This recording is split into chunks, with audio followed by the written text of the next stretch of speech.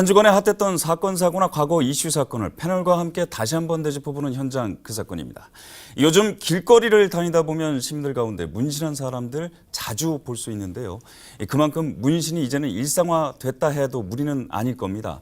그런데 이 문신 시술을 하는 사람, 즉 문신사들이 최근 국회 앞에 모여 대규모 집회를 열었습니다. 문신사를 법 제도 안으로 집어넣어 달라는 것인데요. 오늘은 이 문신사 법제와 관련된 이야기 나눠보도록 하겠습니다. 스튜디오에 대한문신사 중앙회 임보란 대표 나오셨습니다. 안녕하십니까? 안녕하세요. 자, 법무부인 금성의 이승훈 변호사도 여전히 나오셨습니다. 안녕하십니까? 안녕하세요. 자, 임 대표님께 먼저 좀 여쭤보겠습니다. 제가 이제 전문가가 아니다 보니까 일본 시청자분들도 문신하면 막연하게 이제 몸에다가 문신하는 것들을 생각하기 마련인데 문신 종류가 어떤 것들이 좀 있죠? 문신은 이제 크게 미용 문신과 서화 문신으로 나누는데 미용 문신 같은 경우에는 일반 눈썹 문신이라든지 아이라인 문신, 아니면 입술 문신, 헤어라인, 그리고 두피 문신 이렇게 해서 얼굴에 이런 자기가 부족한 부분들을 미용 목적으로 가꾸는 거를 미용 문신이라고 일컫고, 미용 문신은 주로 이제 얼굴이군요, 그러면. 그렇죠. 그리고 이제 몸에다가 하고 있는 문신 같은 경우에는 이제 그림을 그리는 문신이다 그래서 서화 문신 이렇게 두 종류로 크게 나누어서 볼 수 있을 것 같습니다.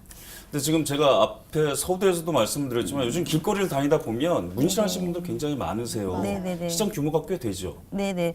일단은 저희 그 문신 자체가 워낙에 음지에서 하고 있는 거라서 정확한 통계라든지 그런 거는 낼 수가 없는데, 이제 언론사라든지 이런 거를 이제 들어서 봤을 경우에는 서화 문신 같은 경우에는 일반 국민들이 시술했던 숫자는 한 100만 명 정도. 상당하네요. 네, 그렇게 추정되고, 그리고 이제 아까 얘기했던 반영구 문신, 미용 문신 같은 경우에는 국민들이 한 1,500만 명 정도 이상의 시술을 받았다고 생각하시면 될 것 같고, 그리고 이거지 그 일반 미용업 기준으로 했을 때는 시장 규모는 약 1조억 원 정도 이상으로 저희가 추측을 하고 있습니다. 시장 규모가 대단하네요. 네네. 그러니까 뭐 미용 문신 같은 경우는 저도 어렸을 때 따라가서 본 적이 있거든요. 동네 아주머님들끼리 모여가지고 미용사분 오셔가지고 직접 이제 뭐 문신을 해주신다든가 네네네. 그런 기억이 나네요. 갑자기. 일반 미용 문신 같은 경우에는 뭐 친척이나 주변 지인들 같은 경우에도 봤을 때도 10명 중에 9명 이상은, 8명 이상은 다 했다고 보시면 될 것 같고, 여자분들 같은 경우에는 대부분 이 시술이라든지 이런 거를 다 하셨는데 지금 현재는 남성분들도 지금 많이 선호하고 있는 편입니다. 네. 네. 그러면 이 사안을 두고 이 문신사 분들이 원하는 게 구체적으로 뭔가요? 이 집회를 최근에 열었잖아요. 거기서 네네네. 요구사항이 정확하게 뭐였나요? 일단은 문신사들을 일단 전문직으로 인정을 해달라는 게 가장 큰 목적이었고, 두 번째는 이게 그 걸맞는 법규를 만들어서 전문가로 인정을 하고, 그리고 이에 걸맞는 교육을 받고 정부와 그 사회적으로 관리 감독을 해서 이제 문신에 관한 안정적으로 할 수 있는 직업군으로 인정해 달라는 게 가장 컸었던 것 같습니다. 네.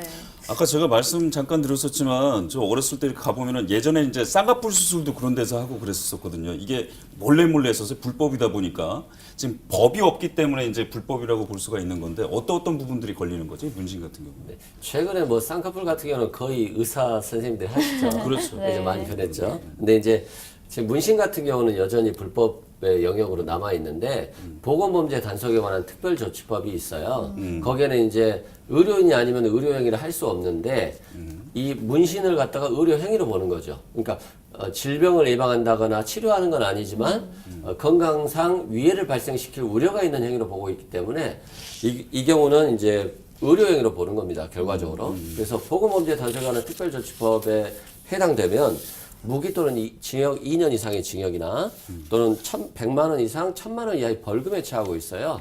굉장히 셉니다.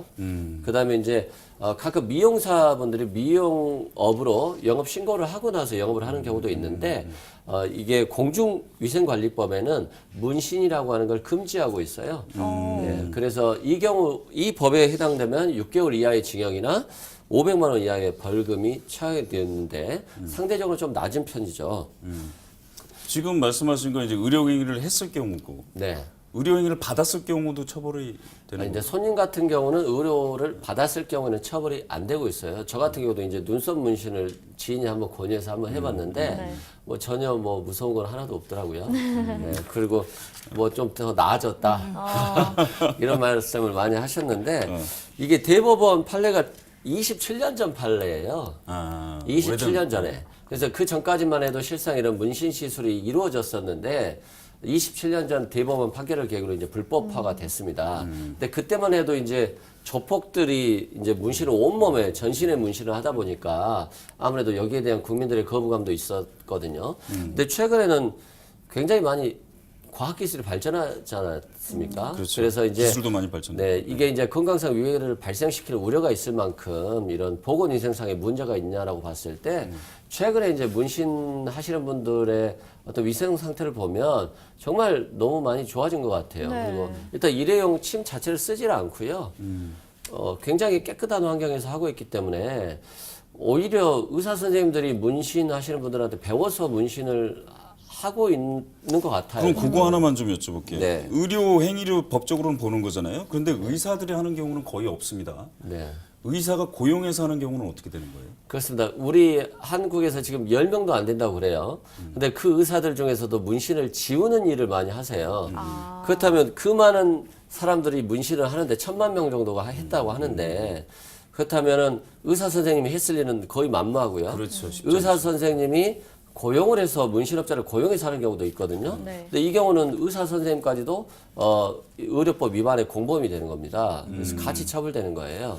그렇군요. 현재 그래서 헌법소원 중인 걸로 알고 있습니다. 벌써 5번째 시도인데요. 네. 어떤 게 쟁점 사안인가요? 그러니까 헌법소원 같은 경우 굉장히 많이 들어갔어요. 일단은 타투이스트 하시는 분들은 내 직업이잖아요. 네.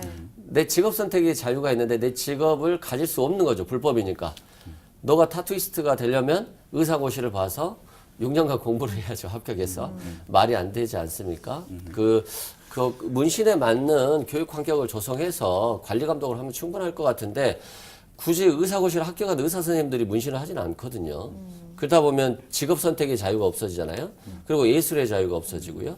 근데 문신을 바꾸지 않은 사람도 의사 선생님한테 더 비싼 돈을 주고 받아봤더니 문신이 별로 안 예쁜 거예요. 그래서 다시 문신업자를 찾아가는 경우도 많아요. 네. 그렇다 보면 자신이 선택받을 수 있는 행복추구권 같은 게 침해될 수 있거든요. 근데 이제 법원이나 헌법재판소의 가장 중요한 입장은 문신업자가 문신을 했을 경우에 건강상의 위험이 발생할 수 있다는 건데 지금 이 부분에 대한 부분들을 문신협회와 또는 의사협회가 확실히 좀 논쟁을 통해서 어떤 위험성이 있을지 그리고 그 위험성을 이겨낼 수 있을지 여기에 대해서 좀 싸움을 한번 해봐야 되지 않나 그런 생각이 들어요. 그러면은 지금 헌법소원의 쟁점 사안 중에 핵심이 결국 이제 문진의 건강권 위협이냐 아니냐 이건가요? 그렇습니다. 네.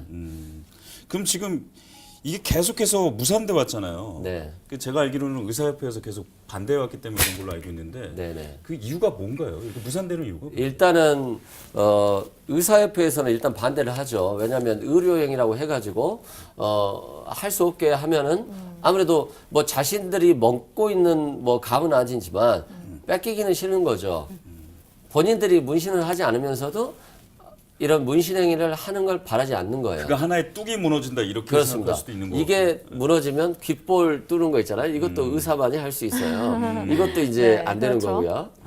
그래서 그 자기 귀걸이도 의사만 할 수 있는 건가요?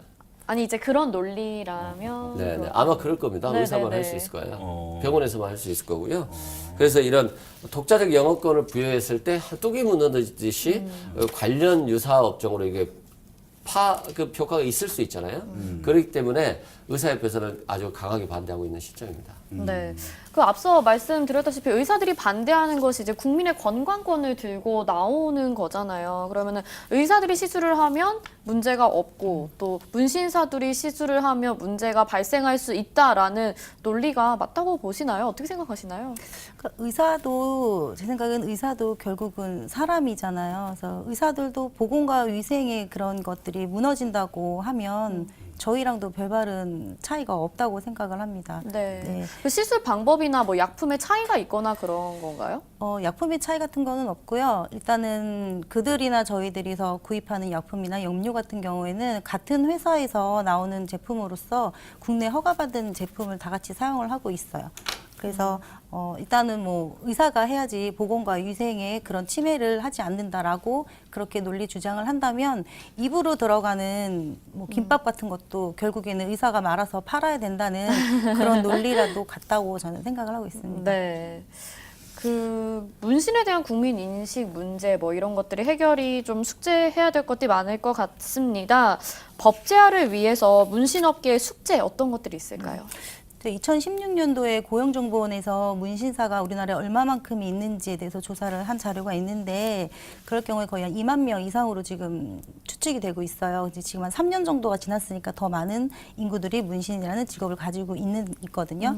근데 저희는 이제 크게 두 가지 숙제로 저희가 구분을 했었습니다. 이제 첫 번째는 문신이 이제 자기를 표현하는 수단과 그리고 이제 개성의 수단으로 생각을 해서 건전한 문화로 자리 잡기 위해서 문신사들 스스로 그런 의식 수준을 좀 높여야 된다고 생각을 하고 그리고 보건과 위생을 좀 더 세분화하게 교육을 받아서 보건과 위생의 그 전문가가 되게끔 저희 스스로 운동을 하고 있고 그리고 미성년자 같은 경우에 시술을 하지 말아야 되며 그리고 국가에서 지정 그 허가받은 제품을 사용할 수 있게끔 저희가 권장하고 있고 그리고 아무튼 이제 뭐 예전부터 저희가 이제 계속 이런 운동을 시작을 하고 있었고 저희 문신사 중앙회에서는 2년 전부터 문신사들에게 보건과 위생에 관한 교육을 지금 이제 주기적으로 하고 있습니다. 전문가를 초빙해가지고 이런 네네. 교육을 하고 있어서 이런 자정 운동도 지금 하고 있는 상황입니다.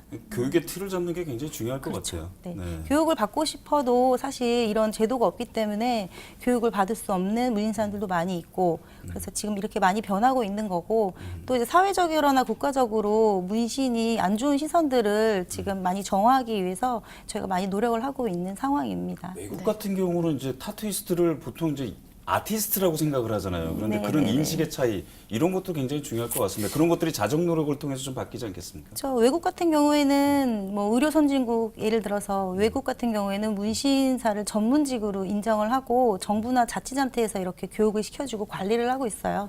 네, 우리나라만 이렇게 의사가 시술해야지 안전하다고 하는 것도 또 문제가 돼 있고 사실 아까 변호사님 말씀하셨듯이 그 우리나라는 의사가 문신을 시술하는 분이 사실 5손가락 안에 드는 걸로 알고 있어요. 네, 그래서 그들도 문신을 배우려고 하지도 않을 뿐더러 그리고 의사라는 직업 자체가 윤리적으로 또 자존심 상으로도 문신을 하시려고 하시지도 않고 또 그들 스스로도 우리한테 문신을 받아야 안전하다고 또 주장하는 경우도 사실 없습니다. 그래서 법이 없어서 생기는 문제이기 때문에 우리나라는 속히 이 법을 어떻게 제도화를 해서 저희들 안전하게 보장을 해줄 수 있는 게 지금 시급하다고 저는 생각합니다. 이수근 변호사, 이게 헌법소원이 언제 결과가 나오는 거죠? 이게 지금 벌써 제기한 지 한 2년 정도 됐는데 아직도 결과가 안 나왔는데요. 과거에 한 2차례 정도 결과가 나왔었는데 다 기각됐습니다. 이게 뭐냐면 의료행위라고 하는 개념이 불명확하다고 볼 수 없다. 그리고 문신이라고 하는 건 아직도 건강상의 위험이 발생할 염려가 있다. 라고 하는 취지였고요. 근데 이제 앞으로 좀 바뀌지 않을까.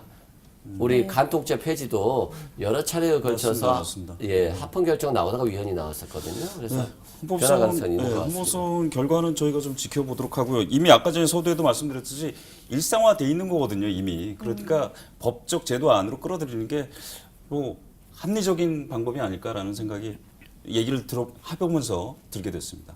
오늘 나오셔서 감사합니다. 네, 감사합니다. 고맙습니다. 네, 수고하셨습니다.